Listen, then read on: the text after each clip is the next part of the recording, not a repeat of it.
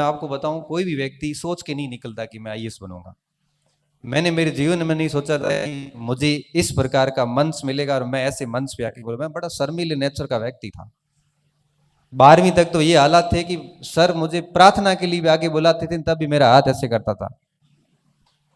मैंने कभी नहीं सोचा था कि ऐसा की चीजें होगी। मैंने इतना जरूर सोचा था कि सिविल सर्विसेज की प्रिपरेशन करूंगा या सेना में चला जाऊंगा, लेकिन वो दोनों चीजें स्वास्थ्य के साथ चली गई।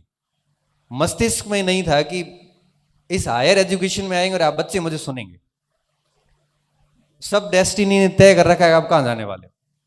बस बात यह है कि सब्र के साथ में तैयारी होते रहना बहुत जरूरी है।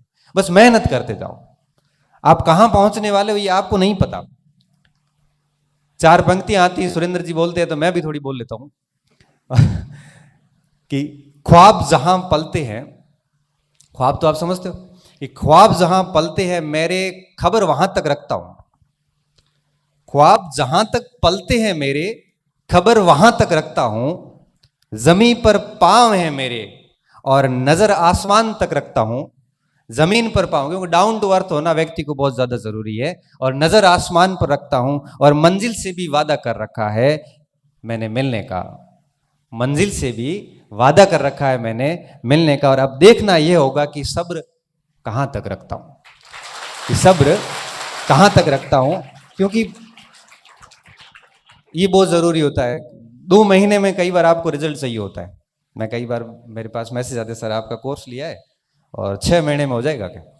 6 महीने में बेटा वैलिडिटी पूरी होगी और तो कुछ नहीं होगा।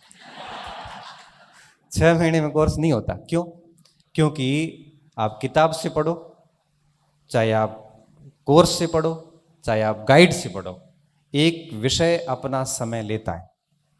आपको उसको दिमाग में डालने, वापस 4 से 5 बार रिवीजन करने में वक्त लगेगा। अगर 1-1.5 साल के लिए सब्र रख सको तो तैयारी करो। और आपको लगता है कि नहीं हमें 5 और 6 महीने में ही नौकरी चाहिए, तो बेटा वो पॉसिबल नहीं है। क्योंकि कोई भी विषय हो, चाहे पॉलिटिकल साइंस हो, चाहे हिस्ट्री हो, चाहे हिंदी हो, चाहे इंग्लिश हो, विषय अपना प्रॉपर समय मांगता है। और जब मैं कहता हूं कि आप बाड़मेर छोड़ के या जालोर छोड़ के या जोधपुर छोड़ के या नागौर छोड़ के यहां सूरतगढ़ आते हैं, तो आपको तो वहां से केसरिया करके आना चाहिए। केसरिया समझते हो? केसरिया का मतलब क्या होता है कि अब आर या पार। फिर ये घंटे काउंट नहीं होते, 14 हुए कि 15 हुए। मैं पूछते हो ना, मुझे बड़ा ऐसे दया सी आती है, क्रोध भी आता है। कहते सर कितने घंटे पढ़ूं,